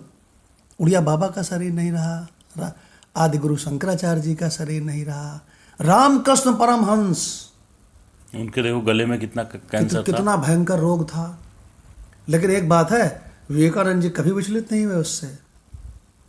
विवेकानंद जी ने ऐसी सेवा की है, उनके थूक को, उनके मुंह से जो निकलता था उसको विवेकानंद जी ऐसे प्रेम से साफ करते थे भगवान की कल्पना नहीं कर सकते आप। एक बार विवेकानंद जी कहीं चले गए तो किसी शिष्य को जिम्मेदारी दे गए, तो लौट के उनको पता चला कि वो शिष्य करता तो सब कुछ था, लेकिन वो उसको घिन आती थी, उसमें प्रसन्नता नहीं थी, प्रसन्नता से नहीं करता था। तो नरेंद्र ने उसको बहुत डांटा, कहने लगे तुम अपने शरीर की तरह इस शरीर को मान के तुमने सेवा नहीं की। अपने शरीर की तो तुम जो मल है, मूत्र है, क्यों भाई, और तुम्हारे मुख से जो भी कुछ है वो बड़े प्रेम से करते हो, तब तो तुमको घिन नहीं आती है। और नरेंद्र ने बहुत डांटा उसको। तो भगवान बहुत बड़े बड़े राज हैं शास्त्रों में, मतलब कुछ भी तो प्रसन्नता से हो। हाँ, अब मदन लाल भगवान से रिक्वेस्ट करते हैं कि भगवान आज तो जन्माष्टमी, आज थोड़ा ज़्यादा देर तक हो जाए, 10 मिनट ज़्यादा हो जाए। कोई दिक्कत नहीं भगवान, बहुत बढ़िया है। प्रणाम भगवान। प्रणाम भगवान। मदन लाल भगवान से रिक्वेस्ट है ज्ञानेश्वरी गीता में ले लें, संत ज्ञानेश्वर जी का 13/8। भगवान बहुत सुंदर व्याख्या है, इतनी सभी मैं पढ़ ही रहा था, बहुत सुंदर व्याख्या है। कह रहे हैं भगवान इसमें संत ज्ञानेश्वर जी कि जिस व्यक्ति के मन में विषयों के प्रति पूर्ण विरक्ति बनी रहती है वही ज्ञानी होता है। पहली बात, जैसे वमन किए हुए अन्न को देखकर किसी की जिह्वा से लार नहीं टपकती, अथवा जैसे किसी मृतक को गले लगाने की कोई इच्छा नहीं करता, कोई उद्यत नहीं होता, विष को जैसे कोई नहीं खाता अथवा जलते हुए घर में कोई प्रवेश नहीं करता गुरु भगवान ने बहुत व्याख्या अथवा व्याघ्र की गुफा में कोई अपना डेरा नहीं डालता अथवा भगवान गले हुए लोहे के खोलते हुए रस में कोई नहीं कूदता और अजगर को तकिया बनाकर कोई उस पर नहीं सोता। वैसे ही विषय की चर्चाएं जिसे दांव लगाने के लिए तैयार हो जाता है वैसे ही विषय की चर्चाएं जिसे रुचिकर नहीं लगती है और जो किसी विषय का ग्रहण इंद्रियों के द्वारा नहीं करता, जिसका मन विषयों की ओर से सदा उदासीन रहता है, जिसका देह अत्यंत कृश रहता है और समदम के प्रति जिसका मन उत्साह से भरा रहता है, हे पांडव, जिसके समस्त तपोव्रत एक जगह इकट्ठे रहते हैं और आबादी में निवास करना जिसे युगांत की भांति दुखद जान पड़ता है। अरे गजब, भीड़ भाड़ में मतलब क्या बात है। जिसे योग अभ्यास की अधिक ललक रहती है, जो सुनसान स्थान की ओर दौड़ता हुआ जाता है और जिसे मानव समाज का नाम भी रुचिकर नहीं लगता, जो ऐहिक विषय भोगों को उतना ही त्याज्य समझता है जितना वाणों की सैया पर सोना। अरे गजब है, गजब। अथवा पीप की कीचड़ में लौटना, पीप माने मवाद होता है भगवान, जो स्वर्ग सुखों का वर्णन सुनकर उन सुखों को कुत्तों के सड़े हुए मांस के सदृश समझना, उसका यह वैराग्य ही उसके लिए आत्म लाभ का वैभव होता है। अरे गजब है, गजब, क्या जीव बात। में ब्रह्म आनंद का सुख भोगने की पात्रता इसी प्रकार के वैराग्य के द्वारा आती है। देखिए भगवान इतनी अच्छी, इसी प्रकार के वैराग्य के द्वारा आती है सब, बहुत तगड़ा भाई। जिसमें ऐहिक पारलौकिक दोनों प्रकार के सुखों के उपभोग के संबंध में पूर्ण विरक्ति दिखलाई पड़े, उसके बारे में तुम यह जान लो कि उसी में विपुल ज्ञान कुंडली मारकर बैठा रहता है। अरे गजब, क्या लिखते हैं भाई। जो कि सकाम मनुष्य की तरह ही इष्ट अपूर्त के सभी लोग उपयोगी काम करता है, पर उनका कृतित अभिमान अपने शरीर को स्पर्श भी होने नहीं देता। गजब, गजब। जो वर्ण आश्रम धर्म के पालन के लिए आवश्यक नित्य और नैमित्तिक कर्म किए बिना नहीं रहता, पर फिर भी जिसमें ऐसी भावना रत्ती भर भी नहीं रहती कि मैंने अमुक कार्य सिद्ध किया है, वही सच्चा ज्ञानी है। जैसे वायु स्वभावतः सर्वत्र संरचना करती रहती है, अथवा सूर्य निरहंकार बुद्धि से उदित होता है, अथवा श्रुति अपने स्वाभाविक गुण के द्वारा सहजतः ज्ञान का कथन करती है, अथवा गंगा बिना किसी हेतु के नित्य बहती रहती है, वैसे ही जो अभिमान शून्य होकर सब प्रकार के आचरण करता है, जो ठीक वैसे अहम शून्य होकर नित्य कर्मों को करता है। जैसे उचित समय आने वृक्ष फल तो देते हैं, पर इस प्रकार का अहंकार पूर्ण ज्ञान उन्हें नहीं होता कि हम दूसरों को फल दे रहे हैं उससे। और इस प्रकार जिसके मन कर्म और वचन में अहंकार का पूर्ण रूप से नाश हो जाता है, वही सच्चा ज्ञानी है। जैसे किसी हार को पिरोने वाली डोरी निकल जाती है, अथवा आकाश में मेघों के इधर उधर संचरण करने पर भी आकाश पर उन मेघों का दाग नहीं लगता, वैसे ही जिसके देह से कर्म तो संपन्न हो जाते हैं, पर फिर भी जो उन कर्मों में निर्लिप्त रहता है, जैसे मद्यपी को अपने शरीर पर पहने गए वस्त्रों का, अथवा चित्र को अपने हाथ में रखे हुए शस्त्र की, अथवा बैल को अपनी पीठ पर लदे हुए शास्त्रों की कोई सुध नहीं होती, वैसे ही जिसका अहंकार एकदम व्यर्थ हो जाता है और उस अहम भाव को जिसे स्मरण भी नहीं रह जाता, उस व्यक्ति की इस स्थिति को निरअहंकारता कहते हैं। जिस व्यक्ति में ऐसी निरअहंकारता पूर्ण रूप से दृष्टिगोचर होती है, निसंदेह उसी में ज्ञान का निवास होता है, जो जन्म मृत्यु दुख और रोग तथा वृद्धावस्था इत्यादि को अपने शरीर में संलग्न नहीं होने देता और निर्लिप्त होकर उन सब की ओर देखता रहता है। और वह भी किस प्रकार देखता है? जैसे कोई तांत्रिक पिशाच को योगी उपाधि को अथवा साहुल की सहायता से मिस्त्री दीवार की सीध को अपनी जगह पर बैठे हुए ही देखता रहता है। वैसे जो मृत्यु इत्यादि को निर्विकार होकर देखता रहता है, जो अपने पूर्व जन्म के दोषों का ठीक वैसे ही स्मरण करता रहता है जैसे सर्प अपने मन में पूर्व जन्म का भी वैर बनाए रखता है। अच्छा, और उसे किसी प्रकार दूर नहीं होने देता, जिसे पूर्व जन्म के दुख इत्यादि उसी प्रकार खटकते रहते हैं जिस प्रकार आंखों में बालू का कण खटकता रहता है अथवा घाव में तीर की नोक खटकती रहती है, जो सदा यही कहता रहता है कि मैं पीप के गड्ढे में पड़ा था, मूत्र द्वार से मैं बाहर निकला हूं, और हाय हाय मैंने स्तन पर का पसीना चाटा है। और उन्हीं सब बातों का विचार करके जिसे जीवन से सदा घृणा बनी रहती है, और जो यह निश्चय कर लेता है कि अब मैं ऐसा काम कभी नहीं करूंगा जिससे मुझे दोबारा जन्म लेना पड़े। जैसे हारा हुआ धन फिर से पाने के लिए जुआरी फिर दांव लगाने के लिए तैयार हो जाता है, अथवा अपने पिता का वैर यानी बदला चुकाने के लिए पुत्र निरंतर अवसर की तलाश करता रहता है, अथवा मारने से चिढ़कर कोई क्रोध अविष्ट होकर मारने वाले का अनुगमन करता रहता है और उससे उस मार का बदला चुकाना चाहता है। वैसे ही भगवान जो हाथ धोकर जन्म बंधन तोड़ने के पीछे पड़ा रहता है अथवा जन्म लेने की लज्जा जिसके मन में सदा वैसे ही खटकती रहती है, कैसे कई सम्मानित व्यक्ति के मन में अपनी मान हानि खटकती रहती है। अथवा हे पांडुसुत, जब किसी तैराक से यह कह दिया जाता है कि आगे बहुत गहरा गड्ढा है, उस समय वह तैराक जैसे तट पर ही खूब अच्छी तरह अपनी कमर कस लेता है, अथवा जैसे बुद्धिमान व्यक्ति युद्ध भूमि में जाकर खड़े होने से पहले ही अपने होश हवास ठिकाने कर लेता है, अथवा चोट लगने से पूर्व ही जैसे ढाल आगे करनी पड़ती है, अथवा जैसे यह पता लगने पर कि प्रवास में कल हम यहाँ चलकर ठहरेंगे, वहां कोई भारी विपत्ति आपत्ति आने की संभावना है, व्यक्ति एक दिन पूर्व से ही सावधान हो जाता है।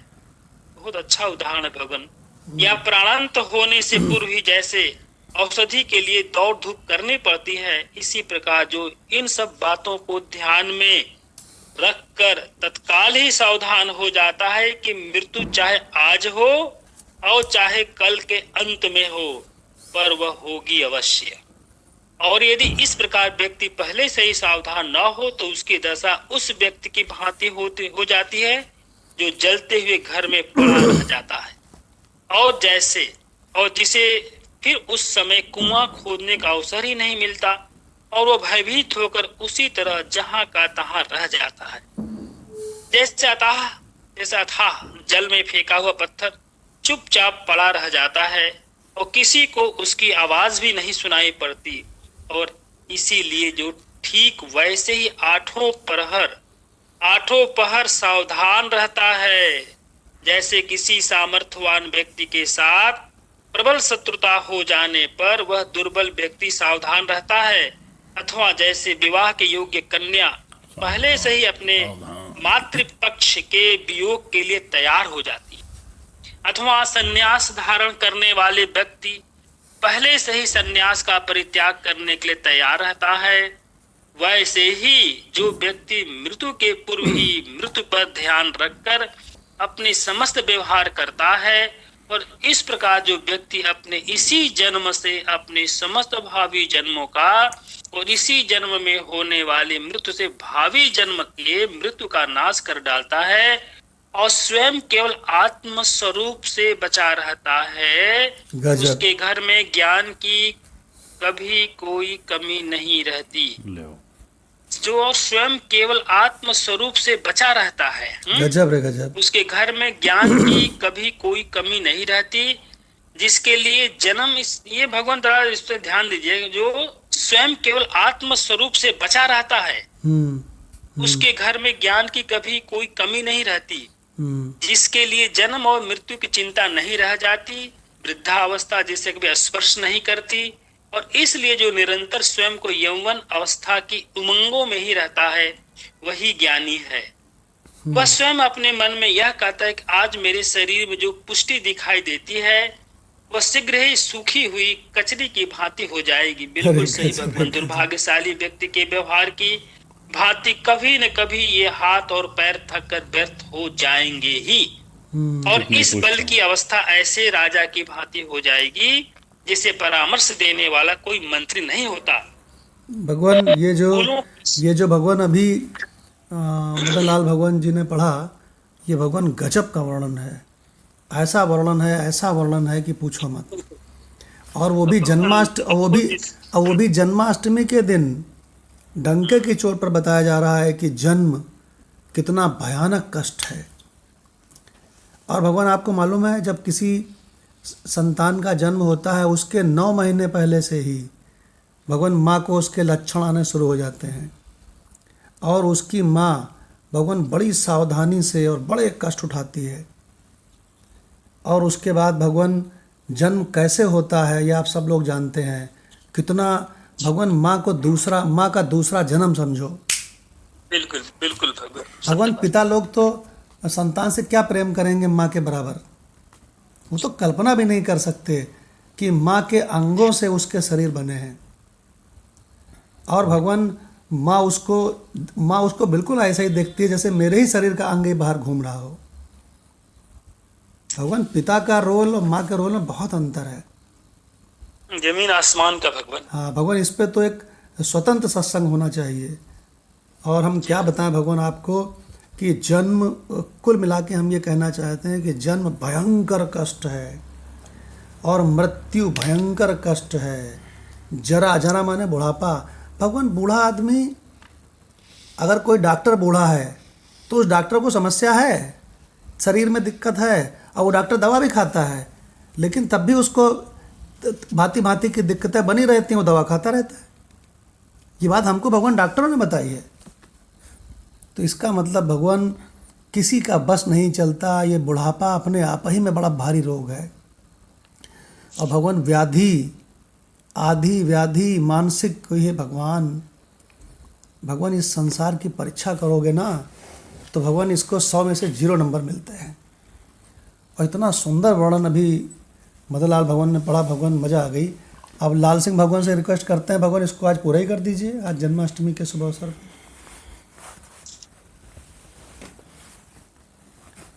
लाल सिंह भगवान से सुनते हैं पेज नंबर 459। लगता है उनका माइक ऑन नहीं हो रहा है। हो गया मेरे पास। अच्छा, क्या ग्रंथ नहीं है? भगवान, क्या भगवान ग्रंथ नहीं है क्या आपके पास? ग्रंथ नहीं है। अच्छा ठीक है, तो ऐसा करते हैं, सतीश भगवान से रिक्वेस्ट है कि भगवान 459 में चाहे तो ऊपर से ही ले लीजिए 459 पेज को। जी भगवान। हाँ, चाहे मिडिल से ले लीजिए। जी भगवान। और इस प्रकार जो व्यक्ति अपने इसी जन्म से अपने समस्त भावी जन्मों का और इसी जन्म में होने वाली मृत्यु से भावी जन्मों के मृत्यु का नाश कर डालता है और स्वयं केवल आत्म स्वरूप से बचा रहता है, उसके घर में ज्ञान की कभी कोई कमी नहीं होती। जिसके लिए जन्म और मृत्यु की चिंता नहीं रह जाती, वृद्धावस्था जिसे कभी स्पर्श नहीं करती, और इसीलिए जो निरंतर स्वयं को यौवन अवस्था की उमंगों में ही रखता है वही ज्ञानी है। वह स्वयं अपने मन में यह कहता है कि आज मेरे शरीर में जो पुष्टि दिखाई देती है वह शीघ्र ही सूखी हुई कचरी की भांति हो जाएगी। दुर्भाग्यशाली व्यक्ति के व्यवहार की भांति कभी न कभी ये हाथ पैर थक कर व्यर्थ हो जाएंगे और इस बल की अवस्था ऐसे राजा की भांति हो जाएगी जिसे परामर्श देने वाला कोई मंत्री नहीं होता। फूलों का शौकीन जो मस्तक है वह शीघ्र ही ऊंट के घुटने के समान हो जाएगा। आषाढ़ मास की हवा लगने के कारण पशुओं के खुरों की रोगी होने जैसी दुर्दशा हो जाती है, वैसी ही दुर्दशा मेरे इस मस्तक की भी होगी। अरे गजब! आज तो मेरी ये आंखें कमल की पंखुड़ियों के साथ स्पर्धा कर रही हैं, पर ये शीघ्र ही पके हुए कीचड़े के सदृश तेजहीन हो जाएंगी। भवों के पर्दे पुरानी छाल के सदृश झटकने लगेंगे और आंसुओं से भीग कर यह वक्ष स्थल भी सड़ने लगेगा। गजब रे गजब। जैसे बबूल के वृक्ष पर आने जाने वाले गिरगिट गोंद से लिपटे रहते हैं, वैसे ही मेरा यह मुख भी थूक से सना रहेगा। जैसे भोजनालय के सामने के गड्ढे राख और पानी से भरे रहते हैं, वैसे ही यह नासिका भी कब से भरी रहेगी। तांबूल के सेवन से जिस मुख के होठों से मैं रेंगता हूं, हंसते समय जिसमें के दांत दिखलाता हूं और जिसमें मैं सुंदर सुंदर शब्दों को बोलता हूं, उसी मुख से कल को लार प्रवाहित होने लगेगी और दांतों समेत दाढ़े भी गिर जाएंगी। जैसे ऋण के बोझ से दबे हुए किसान अथवा वर्षा के कारण चुपचाप दबे हुए पड़े रहते हैं और हिलने का नाम तक नहीं लेते, वैसे ही लाख प्रयत्न करने पर भी यह जिब्या हिल डुल न सकेगी। जैसे सूखी हुई घास के फूले वायु के झोंकों से जमीन पर इधर उधर उड़ते रहते हैं, ठीक वैसे ही दुर्दशा मुंह के अंदर स्थित दाढ़ों की होगी। जैसे आकाश की वृष्टि के कारण पहाड़ की चोटियों पर से जल के झरने बहते रहते हैं, वैसे ही मेरे मुंह की खिड़की में लार की नदियां प्रवाहित होने लगेंगी। वाणी अवरुद्ध हो जाएगी, सर्वेंद्रियां बंद हो जाएंगी और सारा शरीर कूड़े बंदर की भांति दिखाई देने लगेगा। जैसे घास ऊंच का बनाया हुआ और खेत में खड़ा किया हुआ पुतला हवा के झोंकों से अनवरत इधर उधर हिलता डुलता रहता है, वैसे ही मेरी यह शरीर भी दर दर कांपने लगेगा। कदम लड़खड़ाएंगे, हाथ बेकाम हो जाएंगे और तब मानो सौंदर्य का स्वांग खड़ा होकर नृत्य करने लगेगा। मल और मूत्र के द्वारों में निरोध की शक्ति नहीं रह जाएगी और समस्त लोग यही मानने लगेंगे कि मैं इसी तरह मर जाऊं। भगवान, जिससे उसका पीछा छूटे। भगवान भगवान बहुत सारे ग्रंथ पढ़े जीवन में, लेकिन जो व्याख्या संत ज्ञानेश्वर जी ने करी है 13/8 की, विकास भगवान से रिक्वेस्ट है कि इस मंत्र को इसकी व्याख्या सहित अलग निकाल लें और एक छोटा लघु ग्रंथ बन जाएगा और उस लघु ग्रंथ का नाम होगा जन्म मृत्यु जरा व्याधि दुख दोषानुदर्शनम। तो भगवान एक लघु ग्रंथ कैसे निकलते हैं? ऐसे ही निकलते हैं। भगवान इतना बढ़िया वर्णन कि ज्ञानी तैयार बैठा है कि मेरे शरीर का भविष्य में क्या हाल होगा, प्रिपेयर्ड है बिल्कुल। और आपको एक चीज़ बताते हैं, जो मेंटली प्रिपेयर्ड होता है उसके लिए मृत्यु भगवान कुछ नहीं है। सुनो, उसके लिए मृत्यु मालूम कैसे है? जैसे कोई पान खा के थूक दे। भगवान जो मेंटली प्रिपेयर्ड रहता है कि अरे आगे चल के ये होना है, आगे चल के यही होना है, इसके लिए मैं मेंटली प्रिपेयर हूँ, तो उसके लिए भगवान मृत्यु कुछ भय नहीं है, रत्ती भर भी भय नहीं है।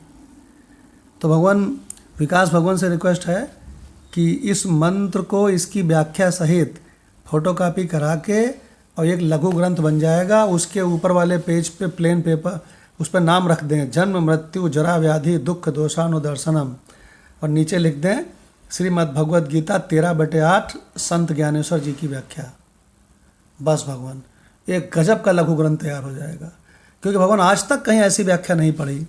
उन्होंने हर पॉइंट को लिया है ना, हर जन्म को उठाया। हाँ। तो जन्म में बताया कि क्या क्या बुरी हालत है। हाँ। तो ऐसी जन्म जरा ऐसे पढ़ा रहे हैं। हाँ। अच्छा, अपने शरीर को साफ साफ देख रहा है कि भविष्य में इसका क्या हाल होने वाला है। वो किसी और के शरीर की व्याख्या नहीं कर रहे, वो अपने की कर रहे हैं कि मैं देख रहा हूँ इसकी अगली फिल्म क्या है। हाँ। गजब भगवान गजब, ये इम्पोर्टेंट। हाँ, बहुत ही महत्वपूर्ण लघु ग्रंथ निकला है भगवान आज जी। आपको पता है ये जो भागवत है, श्रीमद् भागवत, जिसमें कि परीक्षित जी को सुखदेव जी ने ज्ञान दिया है, इसमें इसी तरह के भीतर से छोटे छोटे न जाने कितने ग्रंथ निकले हैं। तो भगवान लघु ग्रंथ को निकाल लेना, ये भगवान समझ लो सार को निकाल लेने जैसा है। जी भगवान, जी सतीश भगवान आगे पढ़ें। मल और मूत्र के द्वारों के निरोध की शक्ति नहीं रह जाएगी और समस्त लोग यही मानने लगेंगे कि मैं किसी तरह मर जाऊं जिससे उनका पीछा छूटे। समस्त जगत पीछे मेरी ओर छूटे। देखकर थूकने लगेगा। मृत्यु से बारंबार कहना पड़ेगा कि तू किसी तरह जल्दी से आकर मुझे उठा ले जा। और मेरे सारे हितैषी भी मुझसे ऊब जाएंगे। स्त्रियां मुझे भूत कहकर पुकारेंगी और बच्चे मुझे देखकर भयभीत होकर भाग खड़े होंगे। इस प्रकार मैं सबके लिए घृणा का पात्र बन जाऊंगा। गजब रे कब गजब। का प्राबल्य होने पर जब मैं खांसूंगा तब पड़ोसियों की नींद भंग हो जाएगी और वह कहने लगेंगे कि यह बुड्ढा अभी न जाने और कितने लोगों को सतावेगा। इस प्रकार जो व्यक्ति वृद्धावस्था के इन लक्षणों का ध्यान युवावस्था में ही कर लेता है अच्छा, और तब यही तो हम कह उन रहे सब थे। लक्षणों से अपने मन में घृणा करने लगता है, वही ज्ञानी है। गजब रे गजब। वह यही सोचता है कि अंततः शरीर की दुर्दशा इसी प्रकार की होगी तथा शारीरिक भोगों को भोग चुकने के बाद इस शरीर का नाश हो जाएगा। तब आत्म कल्याण के लिए मेरे पास बच ही क्या जाएगा। इसलिए जब तक सर्वेंद्रियां अपना काम करना आप बंद कल्याणता करें करोगे, उससे बुलाकर। पहले ही सब कुछ नहीं, श्रवण पहले कर कर लेना लेना चाहिए और शरीर के जवाब देने से पहले ही सब जगह की यात्रा इत्यादि कर लेनी चाहिए। जब तक नेत्रों में देखने की सामर्थ्य है तब तक जो कुछ देखते बने वह देख लेना चाहिए और जब तक वाणी मुंह अर्थात गूंगी न हो तब तक मधुर वचन बोल लेना चाहिए। हमें यह अच्छी तरह से मालूम है तो बोलने कि नहीं आगे पाओगे। चलकर हमारे हाथ लूले हो जाएंगे, लेकिन हाथों के लूले होने से पहले ही दान इत्यादि पूरे टॉप। पुण्य कर्म इन हाथों से बता करा दो, लेना लघु ग्रंथ चाहिए। निकल गया आज। आगे चलकर जिस समय ऐसी हीन अवस्था आवेगी उस समय चित्त पागलों की भांति हो जाएगा। अतः ऐसी अवस्था आने से पहले ही शुद्ध ज्ञान का संग्रह कर लेना आवश्यक है। आय गजब। यदि आज हमें यह ज्ञात हो जाए कि कल चोर आकर हमारी सारी संपत्ति लूट ले जाएंगे तो अच्छा यही है कि आज ही हम उसकी रक्षा की व्यवस्था कर लें। दीपक के बुझने से पूर्व ही उसे हवा से बचाने के लिए ढक देना चाहिए। जिस समय वृद्धावस्था आएगी उस समय यह सारा शरीर व्यर्थ हो जाएगा। इसलिए आज से ही इस शरीर से एकदम निर्लिप्त होकर रहना आरंभ कर देना ही उचित है। गजब। जिसे इस बात की जानकारी है कि आगे मार्ग अवरुद्ध है अथवा रक्षा का प्रबंधन नहीं है, या यह देखना है कि आकाश मंडल में मेघ गिर रहे हैं लेकिन फिर भी जो इन सब बातों की ओर ध्यान न देकर घर से बाहर निकल पड़ता है उसका घात अवश्यंभावी है।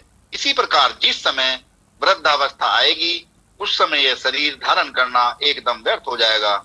ऐसी स्थिति में यह व्यक्ति शतायु भी हो तो भी यह समझ में नहीं आता कि उसके इतने दीर्घजीवी होने से क्या लाभ। वाह। जिन तिलों के डंठलों में से एक बार झाड़े जाने के कारण तिल निकल जाते हैं वे डंठल यदि फिर झाड़े जाएं तो उनमें से तिल नहीं निकलते।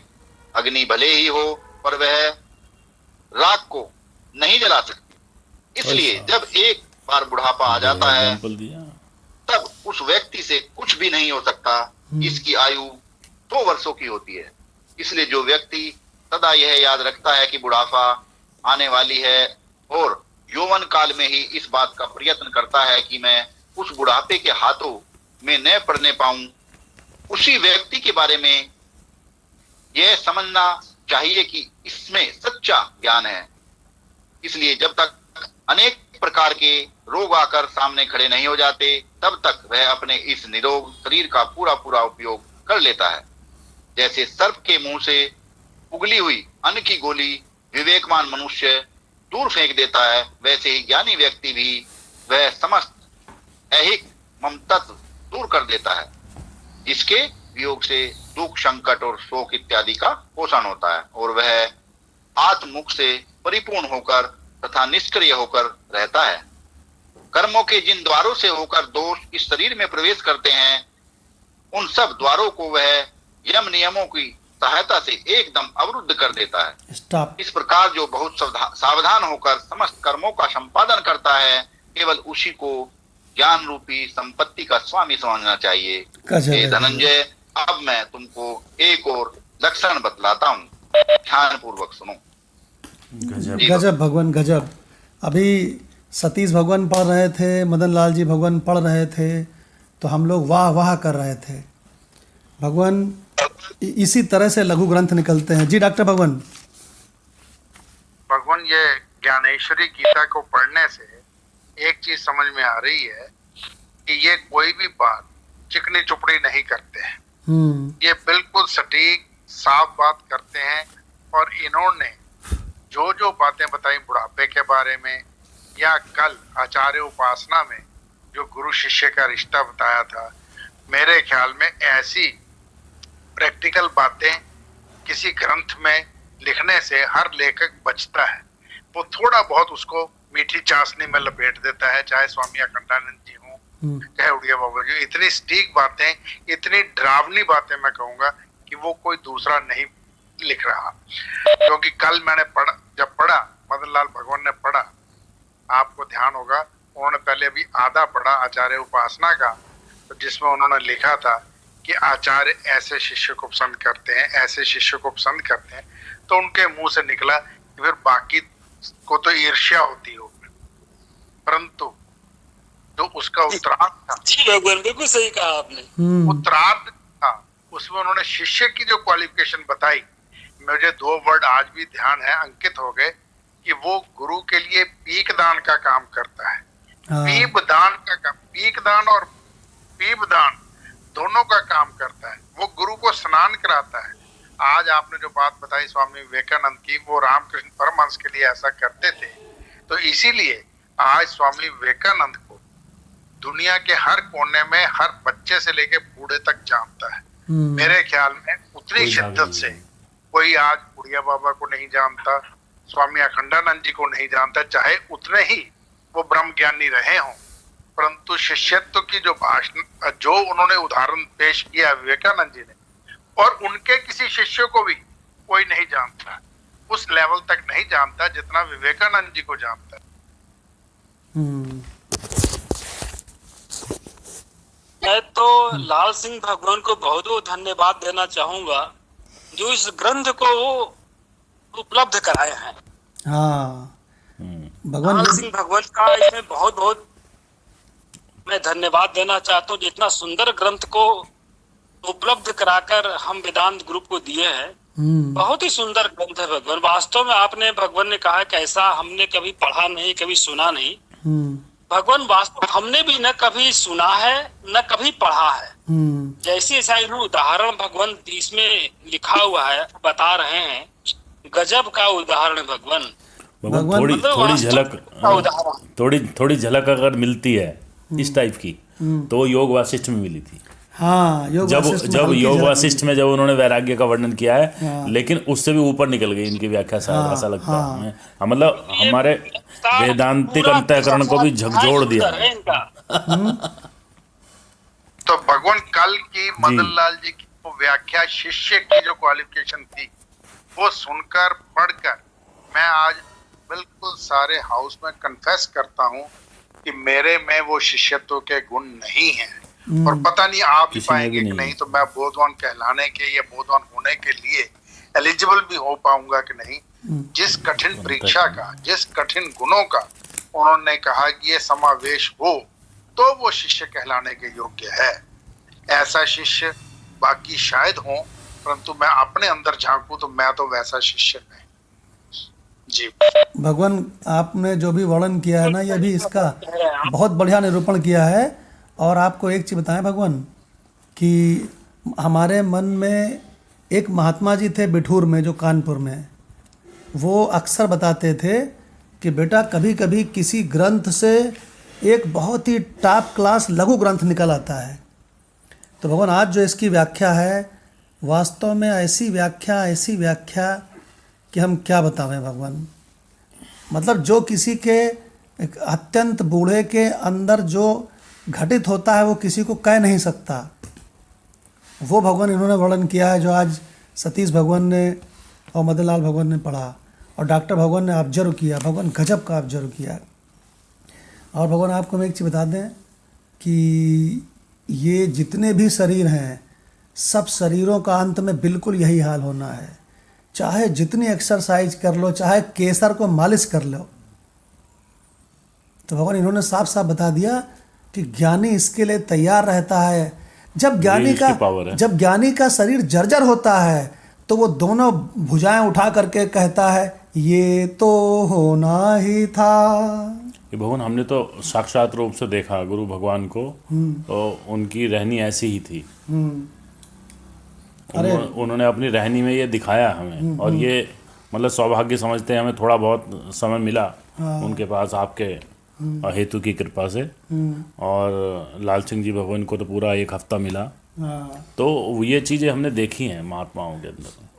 मतलब ऐसे ये समस्याएं थी उनके शरीर को भी, लेकिन वो किस तरह से दीप्तिमान था उनका आत्मा, वो कैसे दहाड़ के बोलते थे, मतलब ऐसे समय में भी। हाँ, मतलब जब उनके 75 साल की अवस्था थी, 76 साल की, तब भी दहाड़ के बोलते थे। और आप अगर जिस दिन भी सुन लो उनका वो जो कंचन भगवान के माध्यम से, काली भगवान के माध्यम से, वो एक तरह से ग्रंथ के रूप में भी है हमारे पास, मनीषा पंचकम, और ऑडियो के फॉर्म में भी है। तो वो अगर उस ग्रंथ की उनकी व्याख्या सुन लो तो लगता है कि क्या कोई मतलब इतनी एज का व्यक्ति बोल रहा है। हाँ, बिल्कुल सही कह रहा है। कितने भगवान मतलब हम तो हास्य की मुद्रा में, प्रसन्न मुद्रा में उन्होंने वो व्याख्या की है। हाँ, बहुत मजा। और भगवान आपको बताएं, काली भगवान, कंचन भगवान ने वो दृश्य बड़े करीब से देखा है, और लाल सिंह भगवान ने करीब से देखा है, माधव भगवान ने करीब से देखा है। और भगवान आपको बता दें, हमसे कहते थे कि एक बहुत आपको राज की बात बताते हैं आज। हमसे कहते थे बेटा बहुत बड़ा सौभाग्य है कि इस शरीर को डायबिटीज़ है। हाँ, ये ऐसे बोलते थे वो, तो हम तो रेगुलर। तो हमने कहा वो कैसे? तो कहने लगे वो ऐसे कि तुम देख लेना कि जब भी इस शरीर की मृत्यु होगी तो खट्ट से हो जाएगी। वो कहते मेरा कान सुनता नहीं माधव, कितनी बढ़िया बात है, मैं सुनना नहीं चाहता। तो उसने व्यवस्था कर दी ईश्वर ने। बताइए। हाँ, बोले भगवान, कौन ऐसे कह सकता? हाँ, भगवान जो कान की मशीन लगाए थे ना, तो कहते थे मेरे कान से सुनाई नहीं पड़ता, ये ईश्वर की बहुत बढ़िया व्यवस्था है। अगर अगल बगल कुछ कोलाहल हो रहा है तू सुनने के लिए मजबूर है, क्योंकि तेरे कान सुनते हैं, मैं मजबूर नहीं हूँ। बड़ी बातें थी। भगवान ऐसी ऐसी बातें करते थे। गुरु भगवान वैराग्य, एक्चुअली सुयस ने जा करके उनकी बहुत सेवा की है।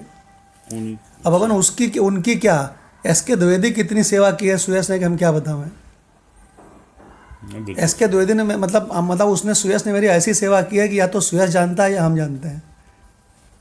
भगवान हम क्या बताएं, मतलब हमारे पास शब्द नहीं है उसके लिए। हमसे कहता था कि भगवान हमको भगवान ये जितनी बातें लिखी है ना, ये सारी बातें सुयस करता था। कहता था भगवान मुझको ये संसार फंसा नहीं पाएगा, मुझको इतना तगड़ा विवेक उत्पन्न करा दिया है आपने। भगवान बहुत ही, आज जन्माष्टमी पे बड़ा ही गजब वेदांत हो गया। तो आज के सत्संग का नाम भी हम लोग यही रखेंगे, जन्माष्टमी गजब वेदांत।